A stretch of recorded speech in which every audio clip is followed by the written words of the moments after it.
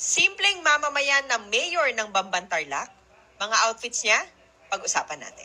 Number 1 ay ang outfit na suot niya dito. This is RL at 8,900 pesos. Suot niya dito na Bulgari Serpenti Viper costing about 11 million pesos. Wow. Ang kanyang Bulgari Serpenti Viper bracelet at 2.6 million pesos. Next, we have the Cartier ring at 1.6 million pesos. Wow. Louis Vuitton long sleeves at 180,000 pesos. Bulgari Serpenti bag at 200,000 pesos. Of course, mawawala ba Chanel CC flap at 350,000 pesos.